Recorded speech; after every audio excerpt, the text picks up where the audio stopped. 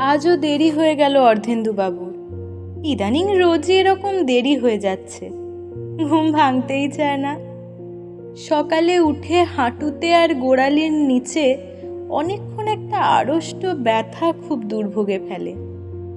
তারপর 12 ঘর একখানা কলের বারোয়ারি সংসার, বস্তির টালির ঘরে এ কাজ সে কাজ সেরে অর্ধেন্দুবাবুর বড্ড দেরি হয়ে যায়।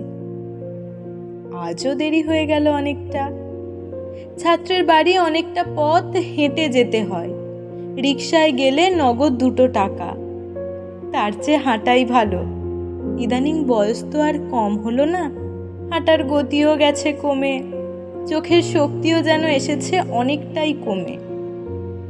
ছাত্রের বাড়ি সকালের এই পড়ানোটুকু নানান দিক দিয়ে অর্ধেন্দুবাবুর ভারী প্রিয়। স্বামী স্ত্রী দুজনেই সান্যালবাবুরা ভদ্রলোক। পড়াতে গিয়ে কিছুক্ষণ পরেই ছাত্রের মা ঘরে এসে নিজের হাতে দিয়ে যান সুন্দর কাপ প্লেটে চা, সঙ্গে অন্তত 2খানা ভালো বিস্কুট।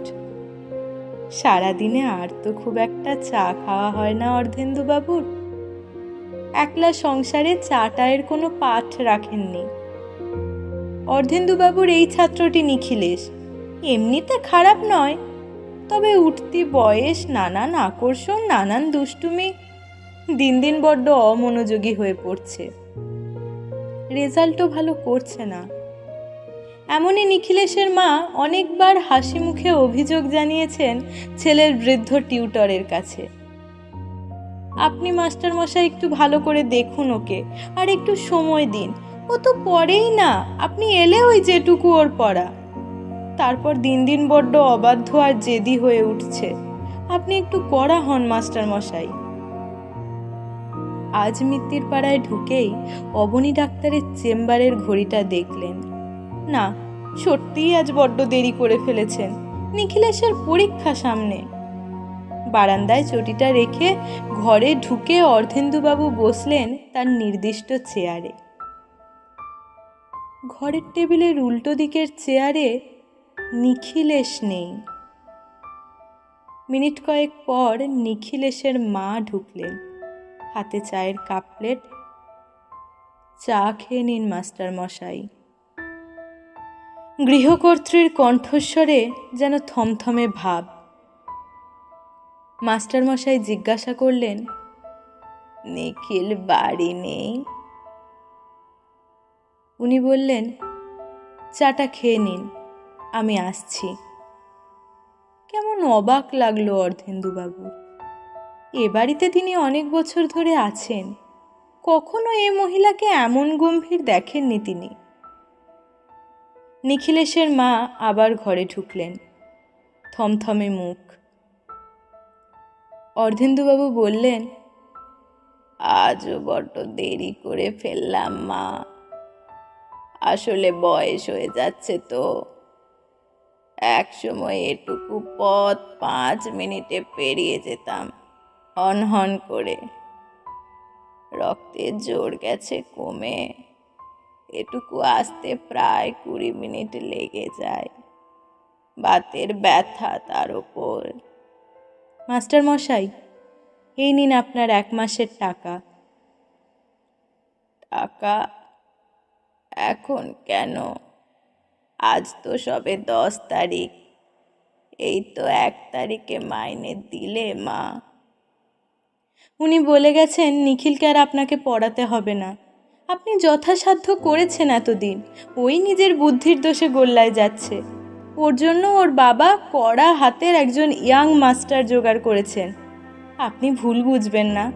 আপনি বৃদ্ধ হয়েছেন, শরীর চলছে না, আপনার এবার বিশ্রাম নেবার সময়। আপনি আসুন।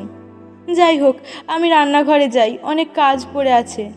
টাকাটা পকেটে নিয়ে নিন মাস্টার মশাই, আসবেন মাঝে মাঝে। মফস্বলের এই মিল ফ্যাক্টরি, এই আধা শহরে 9টার বাঁশি বাজছে। মিলের ভেতর শিফটের কর্মীদের এখন টিফিন হলো। রাস্তা জুড়ে এখন সাইকেল আর মানুষের ভিড়।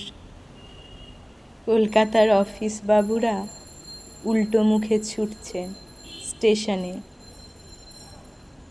শুধু একটা খুব চেনা খুব জানা ঘরের ভিতরে কাঠের চেয়ারে বসে অর্ধেন্দুবাবু।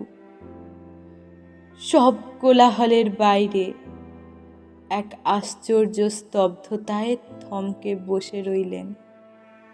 তারপর আস্তে করে উঠে দাঁড়ালেন।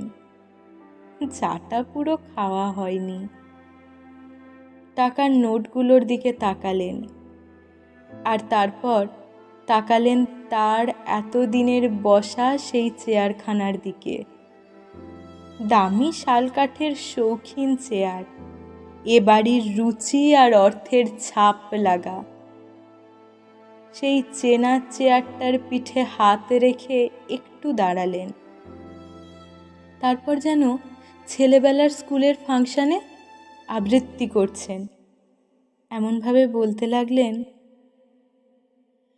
গাছ বুড়ো হয়ে গেলে কাঠ হয়, কাঠের চেয়ার হয়, টেবিল হয়। কাঠ মানুষের কত কাজে লাগে। মানুষ বুড়ো হয়ে গেলে, মানুষ বুড়ো হয়ে গেলে। তিনি না পরের লাইনগুলো ভুলে গেছেন, কিছুতেই মনে আসছে না। বিড়বিড় করতে করতে বারান্দায় চটিতে পা গলিয়ে মিত্তির পাড়া ছেড়ে ধীর পায়ে বৃদ্ধ অর্ধেন্দুবাবু বাড়ি ফিরে গেলেন। পড়ার ঘরের টেবিলে তখন আধ খাওয়া চায়ের কাপে মাছি বসেছে। পেপার ওয়েটে চাপা দেয়া 5টা 10 টাকার নোট হাওয়ায় কাঁপছে।